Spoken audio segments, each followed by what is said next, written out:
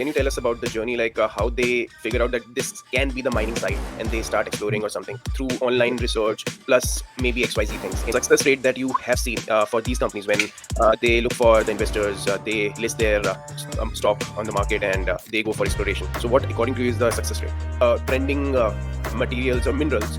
So what is currently trending in the market? Like what are the things that people are looking for? Like for example, we talked about lithium. Lithium is really important for batteries in EV industry. So anything else that people are really interested to look for right now?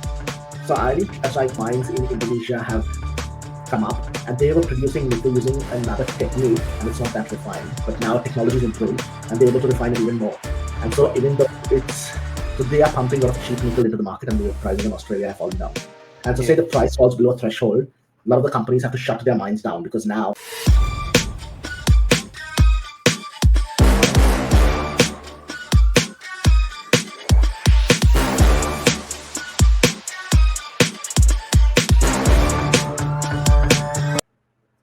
Hello, viewers and listeners. Welcome to our new episode of Analytics Unplugged, where we do conversations with experts. In this podcast, we will discuss about mining industry that is prevalent in Western Australia and the jobs relevant for the tech professionals. So, in this episode, I'm thrilled to introduce our distinguished guest for today's podcast, Mr. Russel. So, he is a highly accomplished geoscientist and entrepreneur, currently serving as a CEO of RadiXplore. It is an AI-driven platform for mining and oil exploration. We will get to know more about Russel from himself. Let's welcome Russel to this podcast. Hi, Russel. Hi, Atikant, how are you? I'm good.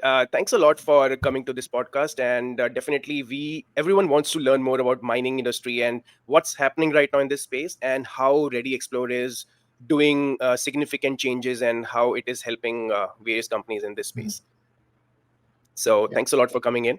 And so let's start this podcast with one interesting fact I saw on internet. So Western Australia's mining and energy industry, it contributes to more than $100 billion in Australia's economy. So this is massive. So we are talking about one of the largest sectors where we have BHP Group, we have Rio Tinto, we have Fortescue, we have South 32 as well. So these are predominantly big companies in mining industry. Right. So can you tell us about your journey? So basically, you did your bachelor's back in India, and now you are having your own company in Australia. So tell us about this journey and how you felt about it. Okay. So I came here to study petroleum geology.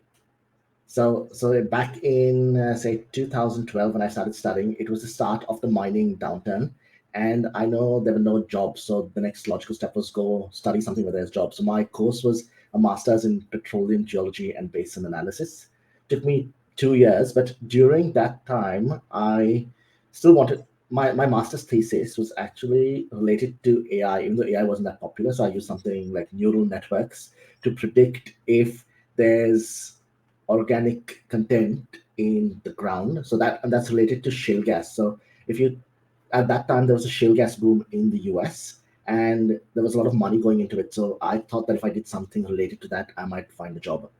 And that did help. It landed me my first job at a local company called Buru Energy, where I interned while studying, but I also continued there for the next 4 years.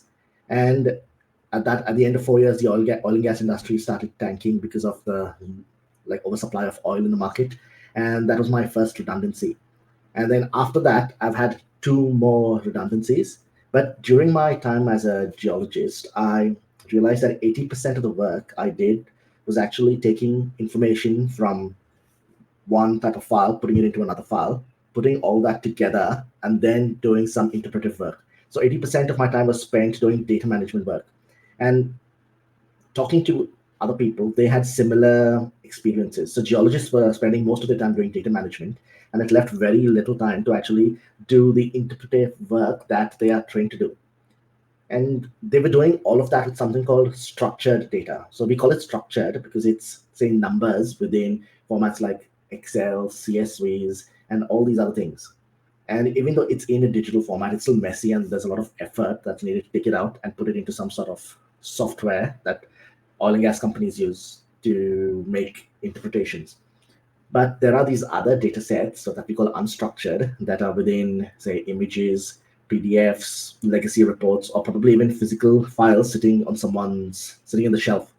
And so that's a data set I realized during my career that's almost never used. So time passes by, I upskill, start learning to code Python, start learning about data science concepts, and eventually start using it at work. So at my third job, I remember creating this tool, which didn't take a lot of time, but the company was willing to pay me like almost $5,000 for it for a single use. And that's because it was solving a big problem. And that's Yeah. when I realized, oh, I now have this domain knowledge, but I also have this additional technical knowledge to solve these niche problems which no one else understands. And so that started my consulting journey, where I used just Python and robotic automation techniques to just do consulting work and improve people's workflows. That that was very useful. But there was again this data set, the unstructured data set that there's a lot of, but still no one else used. So I remember just before starting RadiXplore, I did a hackathon for the government of South Australia. It was a big, the first prize was almost $150,000. And they gave us a lot of data sets, including the unstructured data sets, which was around, let me say, probably close to 100,000 PDF reports. And so they're called Wow. mining relinquishment reports. So it's the work done by mining companies that they have to submit to the government. That is open file, so anyone can access it. But because there's so much of it and it's not easy to digest meaningfully unless you actually read and understand, it's barely used. So no one in the hackathon used it because of the small time frame. Yeah. So the hackathon passed by, we came third, and there was no prize money. I think third or fourth, but there was no prize money for us. But that got me to look at solutions that can actually help us geos get information out of those unstructured data sets. So that my journey in natural language processing started. I started to teach myself, understand concepts, and eventually, over 8 months, build this product called RadiXplore that allowed me to take the knowledge I had, apply it to this search engine, and then find information that's meaningful to me as a geologist. So it went beyond keywords because just searching for simple keywords didn't make sense. Whereas I wanted to search for ideas and concepts. And in geology, we call them geology analogs. All right. And that's how RadiXplore ended up being born. That's amazing. I mean, the journey when you started as a geoscientist and Mhm. basically using Python and other language tools or maybe NLP to solve the business problems, Mhm. right? So that's where domain experience also comes in, because there are so many tech experts, but they are not able to explore this because they have limited domain experience. So Correct. Yeah. that's quite amazing. So I remember the other day when we were discussing, you said so this tool, there is a search engine in Ready Explore or through Mhm. Ready Explore where companies can search about the documents which are there from maybe past 10 years or 20 years. They Yeah. can just search by particular metal, and then they can search where there were reports that this metal was found somewhere or maybe substitute was found. So can you Correct. tell us about more about this, because we know like Western Australia is known for like nickel. Just let me know if I'm wrong. Nickel, bauxite is there, gold, which all Yeah. other So metals are there? there's almost all the metals here. But just going back a little, remember you said most of the money in Australia comes from mining. So if Yeah, you look at that money, I'd say over 90%, majority of it is iron ore. iron ore. So Yeah. yeah, so most of it is iron ore. So people aren't looking for new iron ore, but they're more right now. The craze is for critical minerals because that is needed for the technology to help the world transition to sustainability. But all the money currently is in iron ore. So if you see Rio Tinto, BHP, all of the money, all the big offices is all related to taking the ore out of the ground and processing it and then shipping it away. Whereas exploration, something that geologists do, is like a very, very tiny portion, and that is to find new resources to keep up. So, say Rio has an iron ore mine and it has a life of 30 years, which means for the next 30 years will produce. But these companies need to show their shareholders that after that finishes, they do have new resources to keep up with the demand. And Right. so that's where exploration comes. So how do we do that? Like, can you tell us about the journey, like how they figure out that this can be the mining site and they start exploring or something through Yeah. online research plus maybe XYZ things? Can you tell Yeah. us about that? Now, so if you look at the mining landscape, it's quite similar to startups. So if you see startups, you have the companies who barely have any money. They have an idea, they want to raise money, and then if they do well, they either grow big and become like Facebook, or they get acquired by someone else, like Slack and all. So either one of these things happening. The mining industry is exactly the same. At the bottom level, you have these companies called junior mining explorers. They can be a single person looking, or it could be 4 or 5 people, or even 20 people. But what they do is they all they do is they start with an idea. So they might have an idea that if I find a combination of these minerals together, it could be a deposit. And this is based on previous knowledge. So now, as a mining startup or a junior explorer, there's no money to go onto the ground and drill. And in order to raise money from investors, you need to make them believe that your idea is real. So what they do is they go through historical mining literature. They go through all the work that companies have published. And that work spans over 200 years and contains the wisdom and knowledge of tens of thousands of explorers who have written these reports. So they go Wow. searching through that to see if there was evidence either directly of something being reported, but it wasn't of interest at that time, or maybe things that someone misunderstood in the past, but now with new geological knowledge, it could be what they're looking for. So once they find that, they go and they go to the government and say, "Oh, I want the rights to explore over this area." So it's an online form. You do that, pay like a nominal fee, and now you get the license to explore there. So no one else can go. So after they do that, they need to go to investors and say, "We want money to go and test this idea," and that is to go drill holes, take surface samples, do geochemistry. So once they do that, if there's something, so say companies either take private money or they might do an IPO. So you'd see there are close to 1,000 companies listed on the Australian Stock Exchange, but they're all junior mining companies whose share prices go from like a few cents to probably 10, 20 cents. So they use that money, go and test the idea. If the idea is successful, they can raise more money to do more work. But if it's Yeah. unsuccessful, they either die and it becomes an empty shell company, or they need to find another resource. So if I use another idea, find another location, get it, and repeat the Yeah. process. And companies rinse and repeat this. So say out of 100 or out of 500 companies, one company might find something really important. And that company ends up getting more money. They grow bigger, bigger, bigger till they either get acquired by one of the bigger companies, or they might become big themselves over a long period of time. And what was I going to say? So So, this was but then take the bigger companies. So that's what the smaller companies do. But now there are medium-sized companies, and then there are the global giants like Rios and PHPs. They have exploration teams too, who do similar kind of things. So say within a big company, they might have a small startup like which is directly connected to the company that does all these new projects. But they also have a team that monitors other companies. So if they see that someone's been successful, then they go and acquire that company. right. So it's because they have the money to do so. And so that's how the mining landscape works. Amazing. So, in general, what is the success rate that you have seen for these companies when they look for the investors, they list their stock on the market, and they go for exploration? So, what, according to you, is the success rate? So in a hot market, so say 2 years ago when lithium prices were very high, so lithium is usually you'd look so lithium is found in Western Australia within this rock called spodumene, which is like the ore. But sometimes there's a rock called pegmatite, which can contain this spodumene. And so the pegmatite may or may not contain lithium.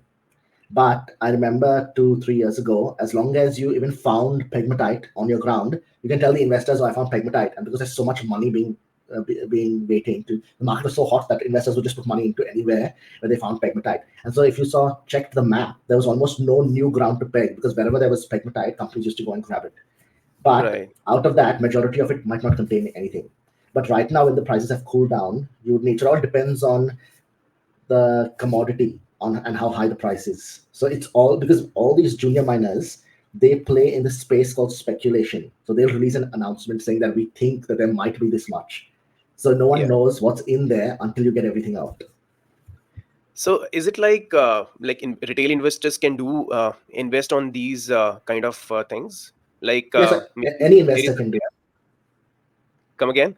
No, any investor can do it. Oh, is it like for example, myself, I have less knowledge on mining, and I'm interested. Let's say there is a company XYZ with a listed price of, let's say, 10 cents, and I believe after some research, it might go up to 50 cents.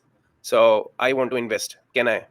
Yeah, definitely. So it's on the Australian Stock Exchange. So I know a whole group of people who just play around in this space. So there was this group of people, and I remember it's all speculation, right? So they watch for the first announcement, And so say this company reported that they found something good.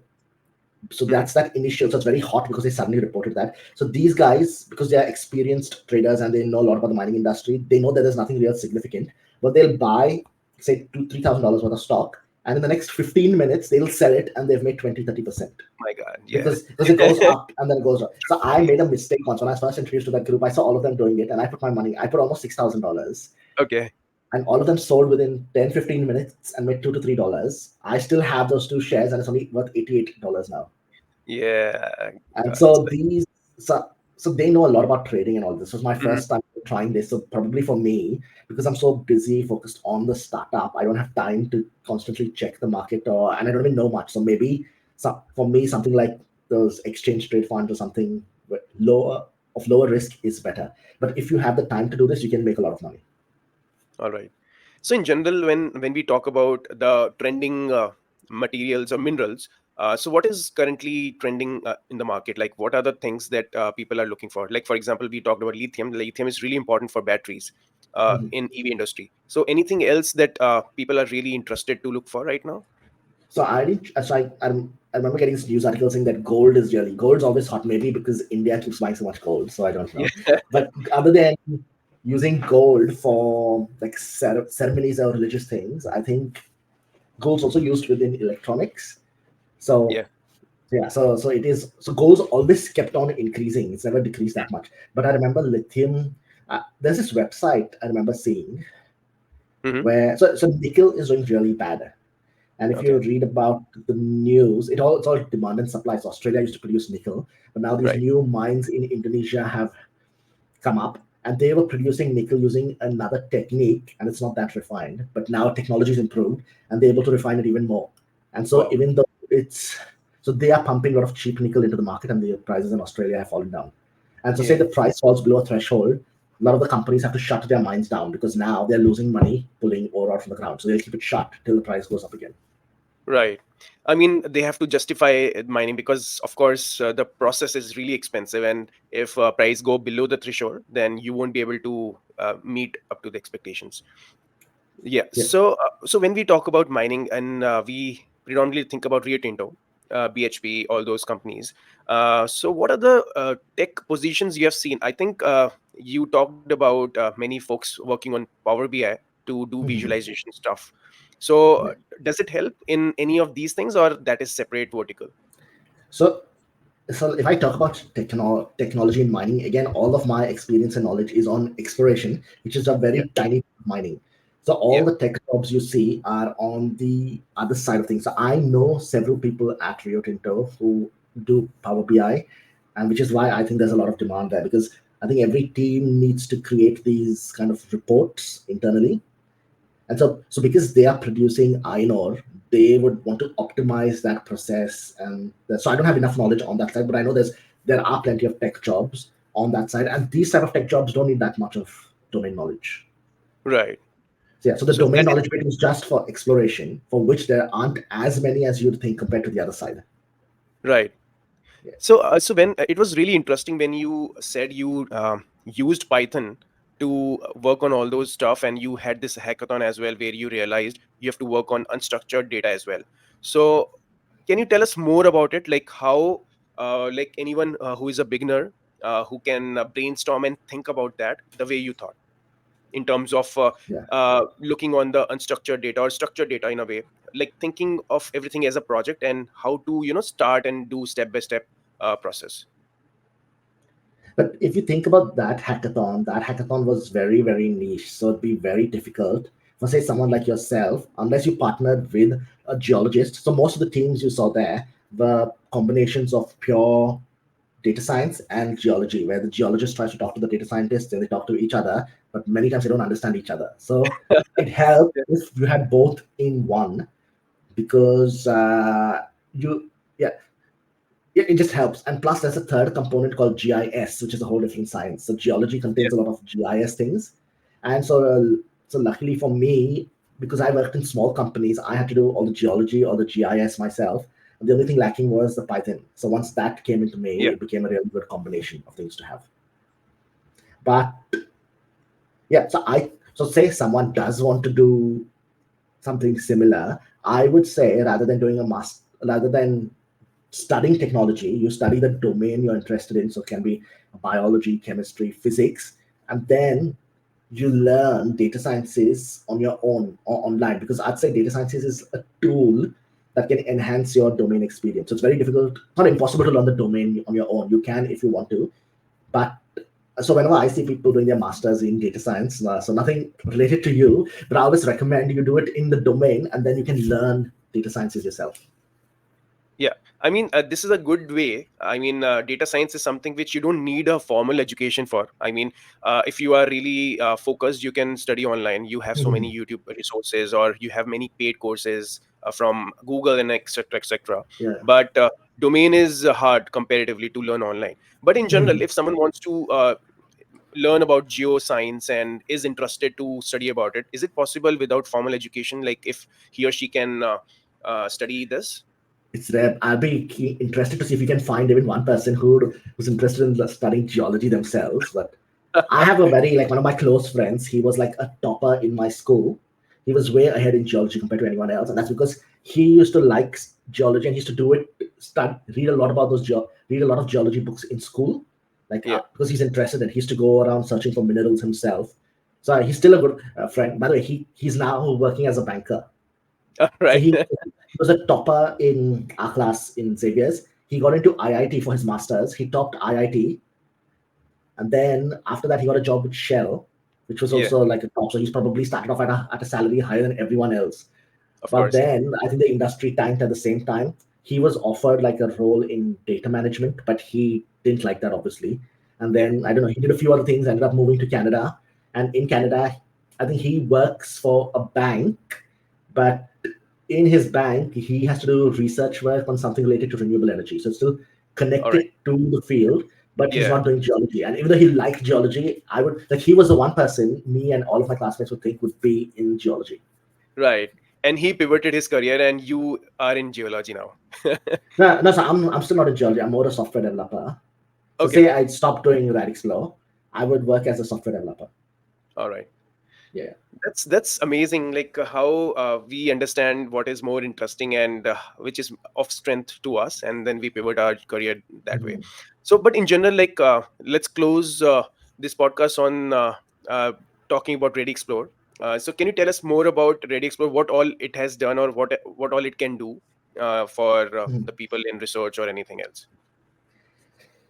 So the primary goal of RadXplore was to replicate how we as geologists, so we're essentially doing detective work, right? We want to find something that we know may or may not exist. So I put up a recent LinkedIn post, which I feel is very related, so I'll talk about that. It's a company called WA1, and that company reported, so they earlier this year found a niobium deposit, which is a rare earth. And so that's the trending thing right now. All And right. what I wanted to do is, so they found it, no, no, they found it in 2022. So I wanted to see if I went back in time. So say, imagine I was there in 2021. Could I have discovered that using RadixFlow? And then, Okay. so if you think about minerals in the earth, the way they form is you have you would have studied about the different parts of the earth, right? Like the core, mantle, crust. Right. So a lot of chemical reactions happen in the mantle, and then they shoot up magma into the crust. There are a number of chemical reactions that can go on, and based on what happens, these rock types are created. And these rocks then again are exposed to elements like water, and they'll pull out something. So a lot of chemical reactions happen, and ultimately, based on what happens, you might get a certain rock or mineral. Yeah. So now imagine, so there's this type of rock called carbonatite, which if it occurs, you there's a good chance of this niobium occurring there, because it's the rock in which you can say it's the kitchen in which this thing can form.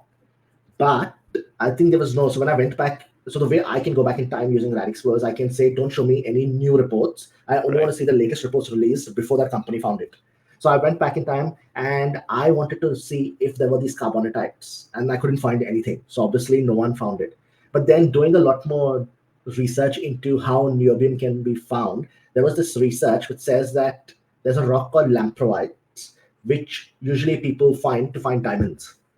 But now, if this rock occurs, the reaction that causes this rock to occur is also the same that causes the other rock to occur, the carbonatite. So if I can find evidence of lamproites, there's a good chance that nearby there could be carbonatites. And if the carbonatites are there, there could be niobium.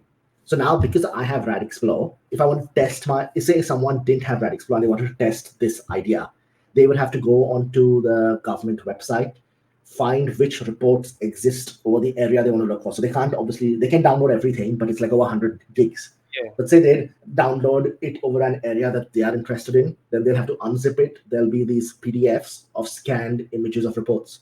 They would most likely use Acrobat PDF to OCR, so right click and say recognize text.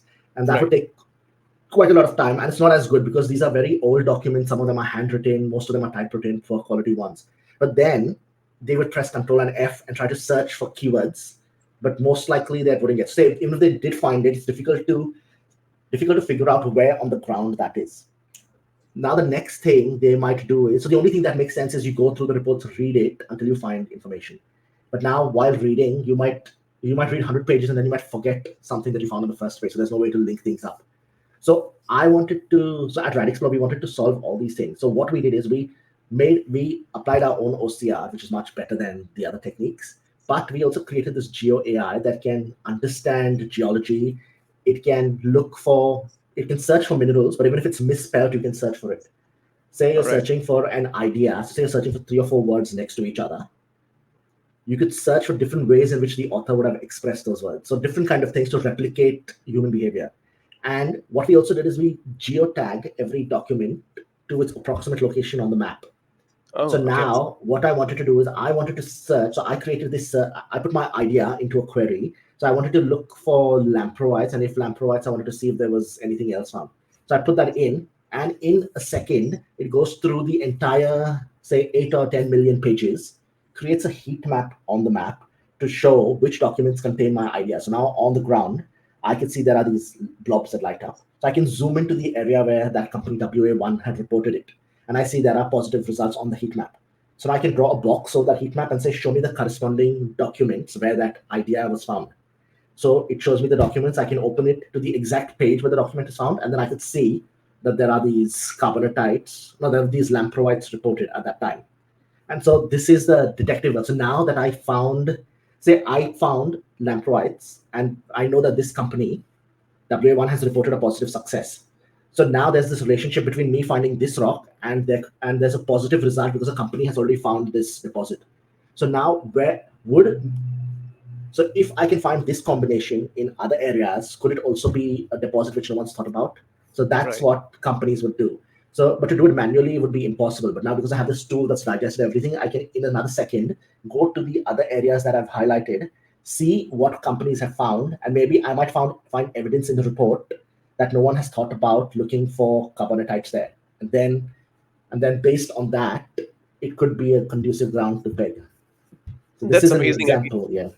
Yeah, so in general, it can be called as a Google kind of search engine where I can just type in my query and I can see the heat map.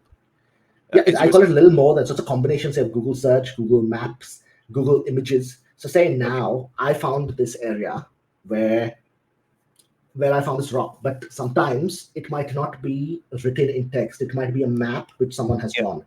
So because we use AI, we have gone into every document, found where an image exists, extracted that image, and we've digitalized the text in it. So now you can say, show me images that are maps that might contain this rock. And so it's like an image search that's very specific. Or you can say, show me an image that is a map that contains this rock that's in this area between the years of this to this. So you can be as specific, as fine-grained as you want. Yeah, that's amazing. I mean, you have never realized or expected that you would be doing this thing once you came to Australia, right? Like becoming an entrepreneur, doing creating something which is so useful for mining companies. Definitely. I mean, if someone has, so is it user friendly? It is user friendly. So this tool right now is meant for explorers. So if I gave it to you, I'd say you wouldn't know what to search. Say if you would say, show me gold, it wouldn't mean anything. But to an explorer, they know if they find the right combination of words and sentences, they can say that gold might exist here. So to the user, it's intended to To the Yeah, user it we is. made it for, it's user friendly. Yeah, Yeah, got it. Yeah, that's outstanding, I must say. yeah. So, anything, what do you think is the future in mining? I mean, is it growing year on year, or is it stagnant? How do you see mining in Western Australia? No, so the mining industry globally is increasing. So if you see the year 2022, so I'm going to exclude companies that are producing iron ore because that's where most of the money is. But take out Yeah. all exclude companies that are iron ore that are looking for non-iron ore things. They produced their revenue from selling these minerals was 3,000 billion in 2022, and Hmm. statistics, so the website market research says that that is going to grow 4 times in the next 10 years. So saying in the next 10 years it's going to be 9,000 billion. And Wow. these companies spend around say 2% of their revenue on software. And so Yeah. looking at technical, so the like looking at technology in mining, there's a lot of software jobs, especially Western Australia, because that's where most of the money is. So a lot of the software jobs are related to the mining industry. Yeah. So mining industry is a growing market because if the world is heading into sustainability, going they want to transition to green energy, you need more engineering type things to create the technology. And to create the technology, you need the raw materials. For the raw materials, you need minerals. Right. So So maybe in I don't know. In my head, I still feel maybe the Earth might not be enough, and then you'd start mining asteroids like that show on Prime. yeah, so it will never stop. It will never. So again, there's another possibility. So say lithium. So lithium's in demand because lithium was needed for batteries for electric vehicles. But now I just read and rare earths were also needed for the magnets that are needed for motors. But I just Okay. remember seeing this article. I don't know how true it is, but it's some research work which shows that they found an alternative to rare earths for magnets. So Okay. engineering companies are always looking for, as soon as a commodity becomes quite hot, the supply for them decreases. So when they want Right. to build more cars, it's difficult for them to find raw materials. So their engineering teams are always looking for alternatives. So say someone comes up with alternatives to everything else, then you might not need to say there is something like plastic. So like you saw, plastic has made everything cheaper, right? It's replaced Correct. everything.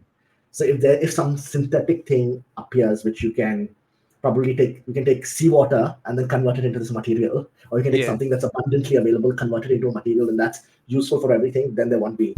Then I'd say the mining industry won't grow that much. If you again go Yeah. back to oil and gas, if you see all the petroleum companies, they've changed their names to, instead of being petroleum, now they call it energies.